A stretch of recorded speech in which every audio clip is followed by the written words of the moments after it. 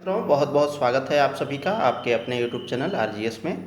और हम लोग ईयरली करेंट अफेयर को देख रहे हैं। तो हम लोग इस सेशन में यूपी से संबंधित प्रमुख ईयरली जो घटनाक्रम है उसको देखेंगे। और ईयरली घटनाक्रम में हम लोग सितंबर और अक्टूबर माह की जो प्रमुख घटनाक्रम थी 2024 में उसे हम लोग देखने वाले हैं। तो चलिए हम लोग सेशन की शुरुआत करते हैं।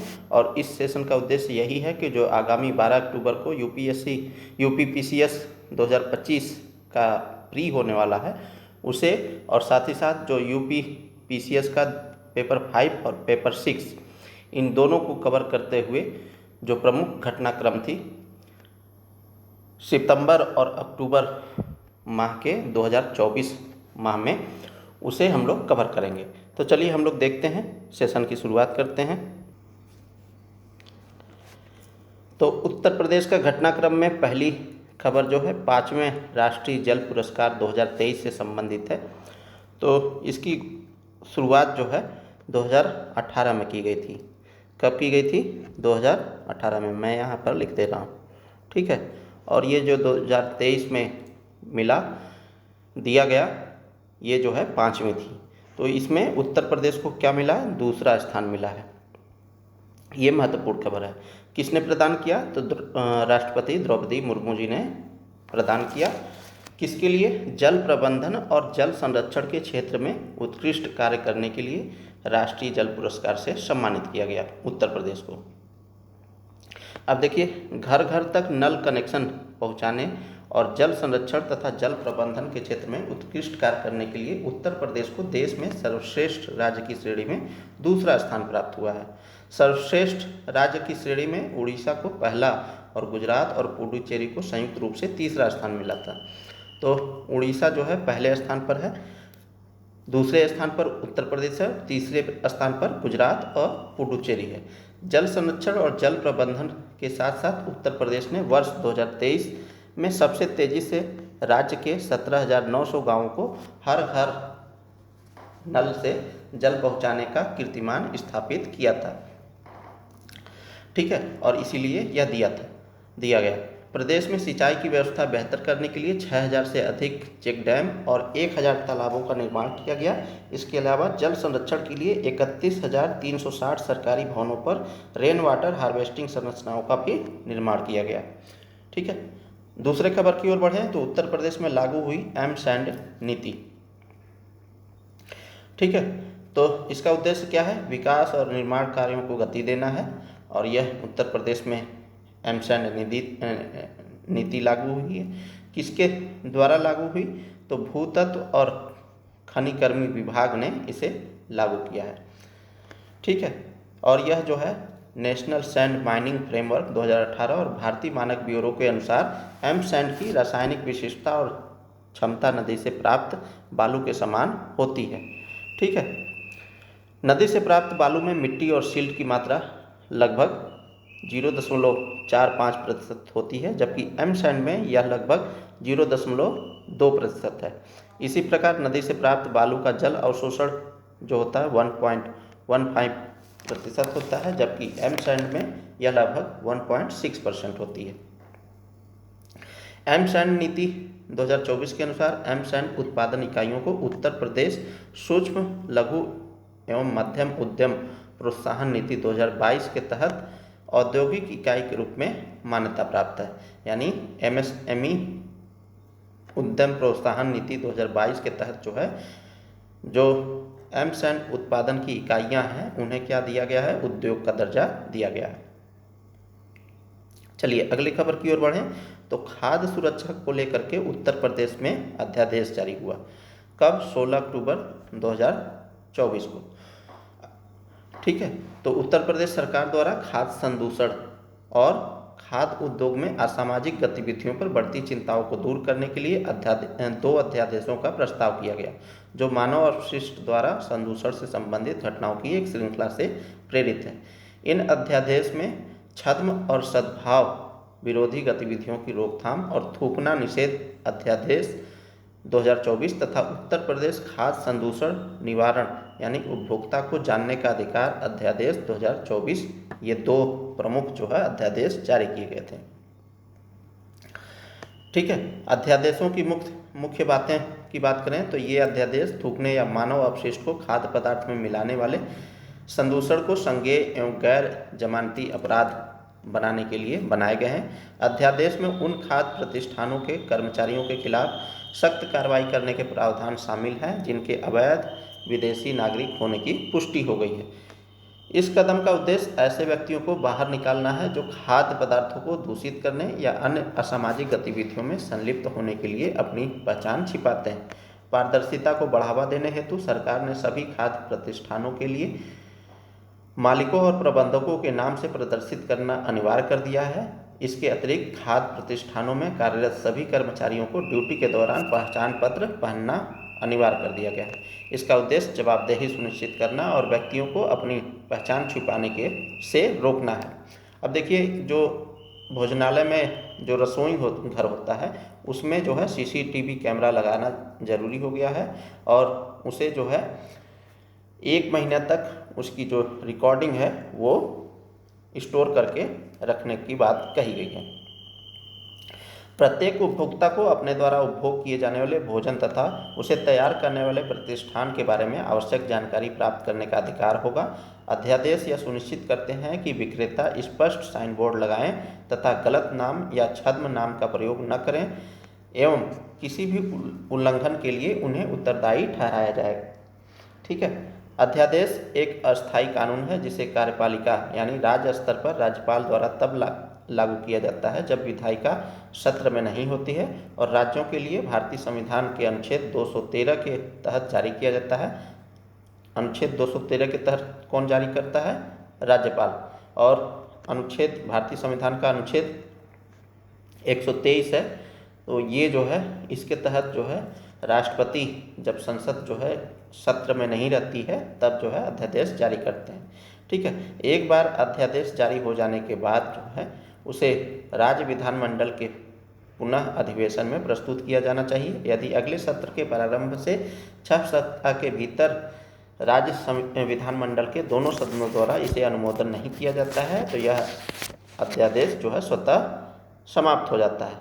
अध्यादेश को अनुच्छेद 14 समानता का अधिकार, अनुच्छेद 21 जीवन और व्यक्तिगत स्वतंत्रता का अधिकार के तहत तर्कसंगतता और सार्वजनिक हित के सिद्धांतों का पालन करना होगा।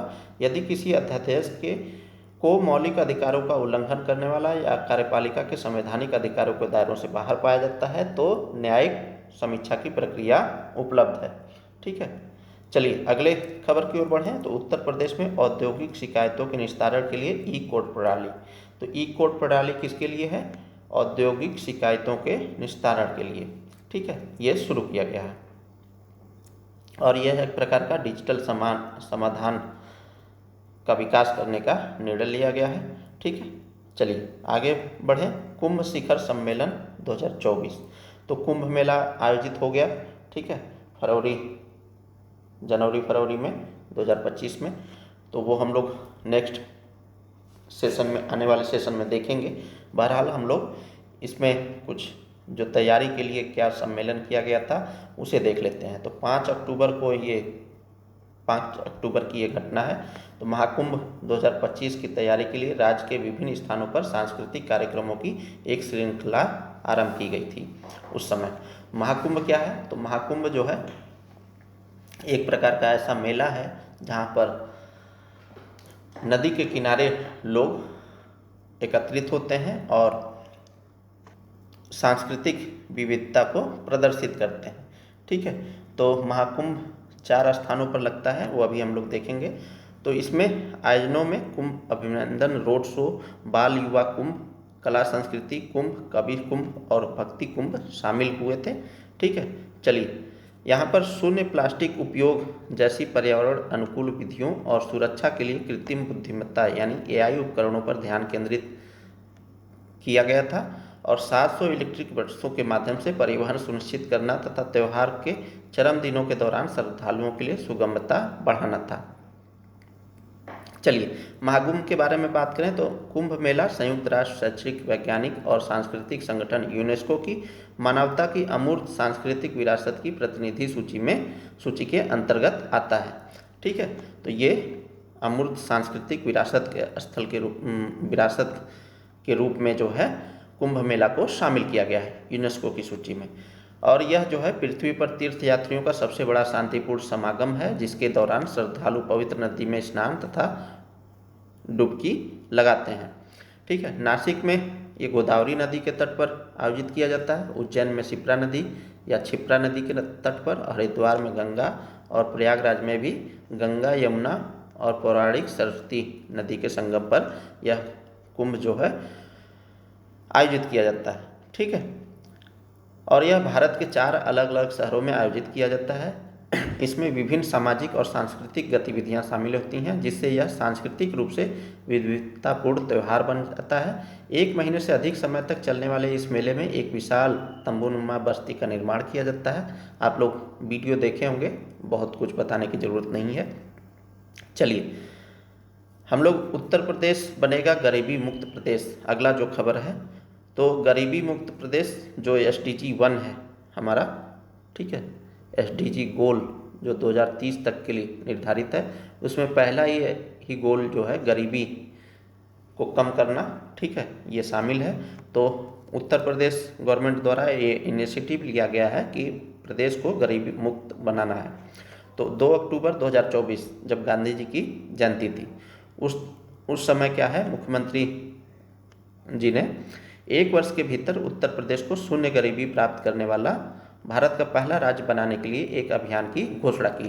तो ये डेट आप याद रखिएगा, कौन सा, 2 अक्टूबर 2024 को 1 वर्ष के भीतर उत्तर प्रदेश में शून्य गरीबी प्राप्त करना ये लक्ष्य है। इस अभियान का उद्देश्य प्रत्येक ग्राम पंचायत में 20 से 25 सबसे गरीब परिवारों को पहचान करना और उन्हें मुख्य धारा में शामिल करने के लिए सहायता प्रदान करना है। पहचाने गए परिवारों को निम्नलिखित मामलों में सहायता मिलेगी, जैसे भोजन और वस्त्र, गुणवत्तापूर्ण शिक्षा, स्वास्थ्य सेवाएं, आवास सुविधाएं, स्थिर आय स्रोत। ठीक है, और इसमें परिवार की पहचान के लिए 3 स्तर बनाए गए हैं। ठीक है, तो पहला स्तर है बेघरता, भूमिहीनता, दैनिक मजदूरी पर निर्भरता और संसाधनों की कमी जैसे मानदंडों के आधार पर माप अप मोबाइल ऐप के माध्यम से पहचान होगी। तो माप अप मोबाइल ऐप हमारे लिए इम्पॉर्टेंट हो जाता है। ठीक है, तो गरीबी उन्मूलन के लिए माप अप मोबाइल ऐप के जरिए इन निर्धन परिवारों की पहचान की जाएगी। इसमें 5 सदस्यों, जिसमें ग्राम प्रधान, पूर्व ग्राम प्रधान, स्थानीय स्कूल प्रधानाध्यापक और स्वयं सहायता समूहों के प्रतिनिधि इसमें शामिल होंगे। समिति की सिफारिशों के बाद परिवारों को डिजिटल प्रणाली के माध्यम से स्वचालित भेद्यता रेटिंग प्राप्त होती है।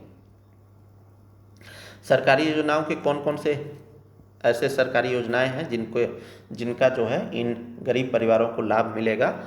तो इसमें जो है विभिन्न सरकारी योजनाओं तक पहुंच प्राप्त होगी, जैसे खाद्य एवं नागरिक आपूर्ति विभाग से राशन कार्ड एवं खाद्य आपूर्ति, प्रधानमंत्री आवास योजना जैसी आवास योजनाओं के अंतर्गत लाभ, शैक्षिक सहायता जैसे स्कूल में प्रवेश और यूनिफॉर्म, आयुष्मान भारत बीमा और अन्य स्वास्थ्य पहलों के माध्यम से चिकित्सा सुविधाएं, श्रम विभाग और मनरेगा सहित राज्य ग्रामीण आजीविका मिशन एवं अन्य योजनाओं के साथ एकीकरण, कौशल विकास पहल और रोजगार लाभ तक पहुंच।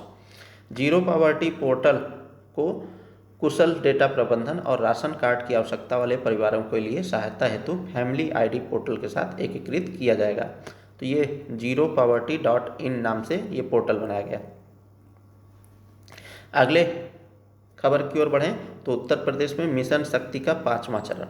तो 29 सितंबर 2024 को उत्तर प्रदेश सरकार की घोषणा के अनुसार महिलाओं और बालिकाओं की सुरक्षा, सम्मान और स्वावलंबन को सशक्त बनाने के उद्देश्य से मिशन शक्ति के 5वें चरण की शुरुआत की जाएगी, जिसका शुभारंभ 3 अक्टूबर 2024 से किया गया। मई 2025 तक चलने वाले इस चरण में जागरूकता अभियान और प्रशिक्षण कार्यक्रम आयोजित किए जाएंगे। इस दौरान 10 लाख बालिकाओं को आत्मरक्षा और जीवन कौशल का प्रशिक्षण मिलेगा। PM श्री योजना के तहत चयनित 167 विद्यालयों में करियर काउंसलिंग के सत्र भी आयोजित किए जाएंगे। इसके अलावा उत्तर प्रदेश सरकार के निर्देशानुसार होने वाले कार्यक्रमों और गतिविधियों के दौरान 36,772 बालिकाओं को सैनिटरी पैड वितरित किए जाएंगे, जिससे उनके स्वास्थ्य में सुधार होगा और विद्यालय जाकर नियमित शिक्षा प्राप्त करने में आसानी होगी। अब ये देखिए जो सैनिटरी पैड है ये बहुत बड़ा इशू बन जाता है जब खास तौर से जो बालिकाएं होती हैं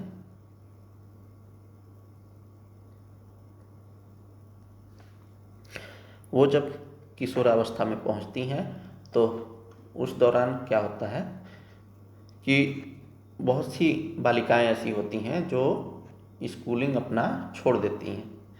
तो ऐसे कंडीशन में ज़रूरी हो जाता है कि उन्हें वो सुविधाएं मुहैया सुविधाएं जो है उपलब्ध कराई जाए जिससे वो आगे की अपनी पढ़ाई जारी रखें।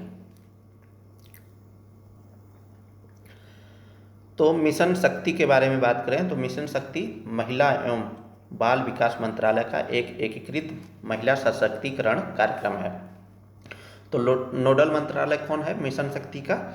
महिला एवं बाल विकास मंत्रालय है, ठीक है, जिसे महिलाओं की रक्षा, संरक्षा और सशक्तिकरण के कार्यान्वयन के लिए शुरू किया गया है। यह महिलाओं के जीवन को निरंतर प्रभावित करने वाले मुद्दों को संबोधित कर उन्हें अभिसरण एवं नागरिक स्वामित्व के माध्यम से राष्ट्र निर्माण में समान भागीदार प्रदान कर महिला नेतृत्वकारी विकास की सरकार की प्रतिबद्धता को साकार करना चाहता है। इसकी दो उपयोजनाएं भी हैं जैसे संबल और सामर्थ्य। तो संबल के तहत क्या किया जाता है? महिलाओं की रक्षा एवं संरक्षण के लिए प्रयास किए जाते हैं, जबकि सामर्थ्य के तहत महिलाओं को सशक्तिकरण पर केंद्रित किया जाता है। चलिए अगले खबर की ओर बढ़ें तो अनुसूचित जाति के खिलाफ दर्ज मामलों में उत्तर प्रदेश सबसे आगे। तो जो SC/ST के खिलाफ जो है मामले दर्ज किए जाते हैं उसमें क्या है, SC के मामले में यूपी उत्तर प्रदेश जो है पूरे देश में पहले स्थान पर है। तो 23 सितंबर 2024 को एक रिपोर्ट के अनुसार वर्ष 2022 में अनुसूचित जातियों के खिलाफ 97.7% अत्याचार 13 राज्यों में केंद्रित थे, जिनमें उत्तर प्रदेश में ऐसे मामलों की सबसे अधिक संख्या दर्ज की गई है। कुल मिलाकर के 52,866 मामलों में से 51,656 मामले 13 राज्यों में दर्ज किए गए, जिनमें से उत्तर प्रदेश में सबसे अधिक मामले यानी 12,287 या 23.78% दर्ज किए गए। ठीक है, अनुसूचित जाति और अनुसूचित जाति अत्याचार निवारण अधिनियम 1989 की बात करें, ठीक है, तो ये अधिनियम क्या प्रावधान करता है? तो SC/ST अधिनियम 1989 संसद द्वारा पारित एक अधिनियम है जो SC/ST समुदायों के सदस्यों के विरुद्ध भेदभाव का निषेध करने तथा उनके विरुद्ध अत्याचार को रोकने के लिए बनाया गया है। यह अधिनियम इस निराशाजनक वास्तविकता को भी स्वीकार करता है कि अनेक उपाय करने के बावजूद अनुसूचित जातियों, अनुसूचित जनजातियों को उच्च जातियों के हाथों विभिन्न प्रकार के अत्याचारों का सामना करना पड़ रहा है। यह अधिनियम संविधान के अनुच्छेद 15, ठीक है, भेदभाव का प्रतिषेध, अनुच्छेद 17 अस्पृश्यता का उन्मूलन, अनुच्छेद 21 जीवन और व्यक्तिगत स्वतंत्रता का संरक्षण में उल्लेख संवैधानिक सुरक्षा उपायों को ध्यान में रखते हुए लागू किया गया है, जिसका दोहरा उद्देश्य इन कमजोर समुदायों के सदस्यों की सुरक्षा के साथ साथ जाति आधारित अत्याचारों को पीड़ितों को राहत और पुनर्वास प्रदान करना है। संशोधित SC/ST अधिनियम 2018 में प्रारंभिक जांच अनिवार्य नहीं है और SC/ST पर अत्याचार के मामले में FIR दर्ज करने के लिए वरिष्ठ पुलिस अधिकारियों की नियुक्ति हेतु प्राधिकारी की पूर्व अनुमति की भी आवश्यकता नहीं है। अब देखिए जो रिपोर्ट के अनुसार जो है यूपी पहले पायदान पर है, मतलब पहले नंबर पर है, सबसे आगे है। तो इसका आप जो है पॉजिटिव वे में भी देख सकते हैं और निगेटिव वे में भी देख सकते हैं। तो निगेटिव वे में जब देखेंगे तो 12,287 या 23.78% मामले जो है उत्तर प्रदेश में ही घटित हुए। तो ये चिंता का विषय है कि इतना ह्यूज अमाउंट में जो मामले आ रहे हैं वो सबसे ज़्यादा यूपी में ही है। इसका पॉजिटिव पहलू देखें आप तो आप इस प्रकार भी इसको संदर्भित कर सकते हैं कि जहां पहले हो सकता है कि क्राइम होता हो लेकिन मामले दर्ज न होते हों, लेकिन अब जो है इस मामले को दर्ज किया जा रहा है, तो ये पॉजिटिविटी दिखाती है। चलिए, उत्तर प्रदेश और मध्य प्रदेश के बीच सौर ऊर्जा परियोजनाओं पर सहयोग, अगली खबर। तो मध्य प्रदेश और उत्तर प्रदेश सरकारों ने 8 गीगावाट के लिए क्या किया है, सौर ऊर्जा संयंत्र विकसित करने के लिए साझेदारी की है, जो 2 भारतीय राज्यों के बीच इस तरह का पहला महत्वपूर्ण नवीकरणीय ऊर्जा सहयोग है। उत्पादित बिजली को दोनों राज्यों के बीच वितरित किया जाएगा, जो हर 6 महीने में उनकी अधिकतम मांग के मौसम के अनुसार होगा। मध्य प्रदेश राज्य में अधिकतम मांग अक्टूबर से मार्च तक होती है, जो रबी फसल के मौसम के साथ मेल खाती है, जबकि उत्तर प्रदेश राज्य में अधिकतम मांग अप्रैल से सितंबर के बीच होती है, जो खरीफ फसल के मौसम के साथ मेल खाती है। और सौर ऊर्जा का वितरण मौसमी मांग आधार पर किया जाएगा। तो देखिए, जो खरीफ फसल होती है वो कब से कब तक होती है, तो अप्रैल से सितंबर के बीच मानी जाती है। ठीक है, खरीफ बोले तो खरीफ जो फसल होती है वो एक प्रकार से कब से कब तक मानी जाती है, जब वर्षाकालीन जो फसल लगाए जाते हैं। ठीक है, तो खरीफ से जो खर है वो ज़्यादा उगता है, तो आप उसे भी आप उससे जोड़ सकते हैं। वहीं रबी की बात करें तो रबी क्या है, रबी सूर्य का पर्यायवाची है रवि। ठीक है, और ठंडियों के समय में जब फसल बोई जाती है, ठीक है, तो उस समय जो फसलें होती हैं उन्हें रबी फसल कहते हैं। तो ये जो है मौसम के अनुसार क्या किया जाएगा, जो बिजली है उन दोनों राज्यों के मध्य वितरित किया जाएगा। परियोजना के चरण और विकास की बात करें तो प्रथम चरण में 2 गीगावाट की परियोजना विकसित की जाएगी, जिसके लिए मोरेन यानी मध्य प्रदेश को संभावित स्थल के रूप में चिन्हित किया गया है। मध्य प्रदेश ने वर्ष 2030 तक 20 गीगावाट नवीकरणीय ऊर्जा क्षमता प्राप्त करने का लक्ष्य निर्धारित किया है, जो 9 गीगावाट है, और उत्तर प्रदेश ने 2026-27 तक 22 गीगावाट सौर उत्पादन क्षमता का लक्ष्य निर्धारित किया है, जो वर्तमान में 6.8 गीगावाट है। ठीक है, और भारत का जो 2030 तक लक्ष्य है ऑल ओवर भारत में, तो 500 गीगावाट नवीकरणीय ऊर्जा से उत्पादन करने का लक्ष्य है। चलिए अगले खबर की ओर बढ़ें तो यूपी अंतर्राष्ट्रीय व्यापार शो 2024। तो हाल ही में क्या किया है, ये हाल ही में तो अब नहीं बोल सकते हैं, मतलब सितंबर अक्टूबर की बात है। ठीक है, तो एमएसएमई, ओडीओपी और जीआई उत्पादों पर जोर देते हुए वैश्विक निवेश केंद्र के रूप में उत्तर प्रदेश की बढ़ती स्थिति को बढ़ावा देने हेतु यूपी इंटरनेशनल ट्रेड शो 2024 का शुभारंभ किया गया था। यूपी इंटरनेशनल ट्रेड शो 2024 का उद्देश्य क्या था, तो उत्तर प्रदेश को राज्य में एक प्रमुख विकास इंजन के रूप में प्रस्तुत करना है। यह show India expo centre and mart greater Noida में आयोजित किया गया था। तो कहाँ पर आयोजित किया गया था, India expo centre and mart greater Noida में आयोजित किया गया था। राज्य ने प्रधानमंत्री और मुख्यमंत्री के मार्गदर्शन में $1 ट्रिलियन की अर्थव्यवस्था प्राप्त करने का उद्देश्य निर्धारित किया है। इस अंतर्राष्ट्रीय व्यापार शो में साझेदार देश वियतनाम है। यह शो यूपी के व्यवसाय, वाणिज्य, शिल्प, संस्कृति, भोजन और नवाचार पर प्रकाश डालता है। यह व्यापार मेला एमएसएमई, भौगोलिक संकेत उत्पादों और एक जिला एक उत्पाद यानी ओडीओपी योजनाओं को बढ़ावा देता है। इन उद्यमों को वैश्विक स्तर पर अपनी पहुंच प्रदर्शित करने और उनका विस्तार करने के लिए एक मंच प्रदान करता है, जिससे आर्थिक विकास को बढ़ावा मिलता है। चलिए अगले खबर की ओर बढ़ें तो उत्तर प्रदेश ने ग्रैंड प्रिक्स से स्ट्रीट रेस को समाप्त किया है। तो क्या किया है, ग्रैंड प्रिक्स से स्ट्रीट रेस को समाप्त किया है। तो उत्तर प्रदेश सरकार ने सुरक्षा और व्यवस्था को प्राथमिकता देते हुए बुद्ध इंटरनेशनल सर्किट पर इंडियन ग्रैंड प्रिक्स के लिए प्रस्तावित स्ट्रीट रेस को निरस्त कर दिया है, समाप्त कर दिया है। ठीक है, ग्रैंड प्रिक्स एक प्रमुख मोटर स्पोर्ट्स इवेंट है जो फार्मूला 1 विश्व चैंपियनशिप के साथ अन्य रेसिंग श्रृंखलाओं का भी हिस्सा है, और इसे ही अभी समाप्त कर दिया गया है। चलिए अगले खबर की ओर बढ़ें तो गोरखगिरी पहाड़ी, रहीलिया सूर्य मंदिर और कीरत सागर झील ये क्या होंगे, इनका जीर्णोद्धार किया जाएगा, रिनोवेशन किया जाएगा। तो केंद्र सरकार की स्वदेश दर्शन योजना 2.0 के तहत महोबा जिले में गोरखगिरी पहाड़ी पर संत गोरखनाथ की तपोभूमि के विकास की योजना केंद्र सरकार द्वारा बनाई गई है। केंद्र सरकार की पहल से ग्रेनाइट चट्टानों वाले पर्वत के साथ रहीलिया सूर्य मंदिर और कीरत सागर झील के आसपास पर्यटन सुविधाएं विकसित की जाएंगी। तो अब कीरत सागर झील से संबंधित अगर प्रश्न पूछे कि उत्तर प्रदेश में किस जिले में कीरत सागर झील अवस्थित है, तो वो कहाँ पर है, महोबा में। ठीक है।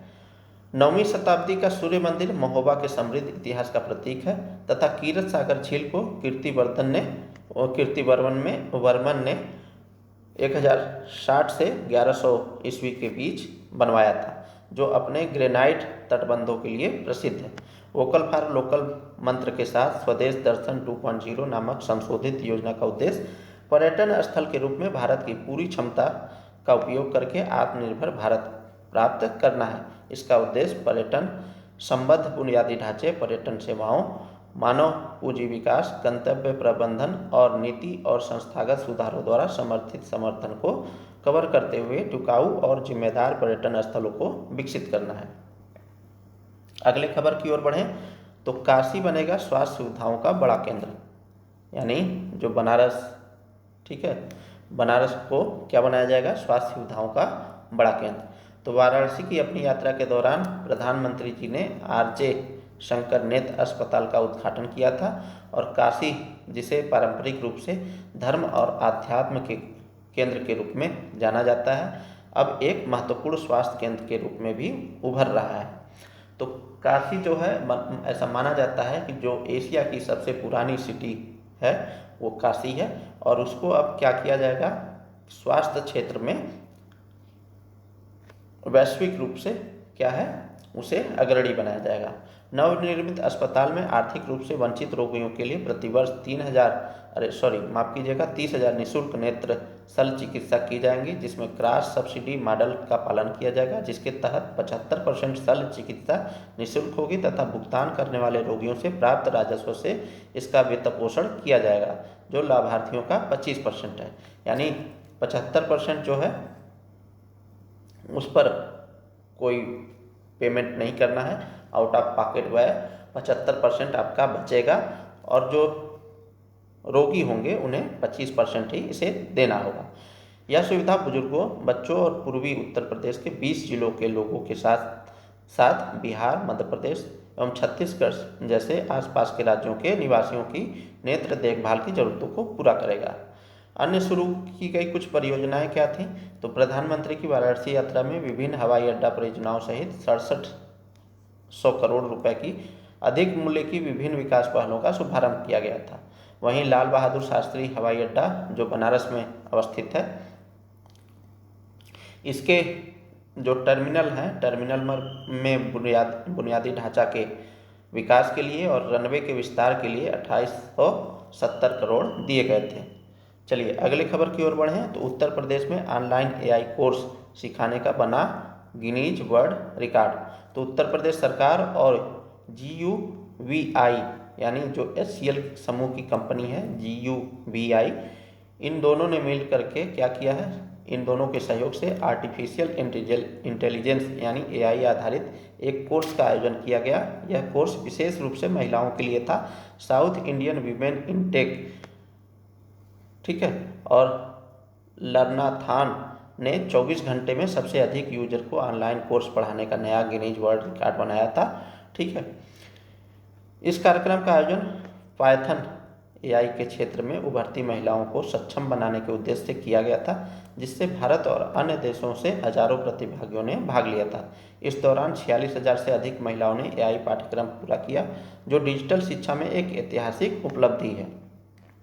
तो ये था दोस्तों सितंबर और अक्टूबर माह का जो 24 का घटनाक्रम है उत्तर प्रदेश से संबंधित प्रमुख खबर, और हम लोग इस ईयरली सेशन को जारी रखेंगे। ठीक है, ईयरली करंट अफेयर्स सेशन को। तो मिलते हैं किसी अन्य वीडियो में, तब तक के लिए बहुत बहुत शुक्रिया, बहुत बहुत धन्यवाद। जय हिंद दोस्तों।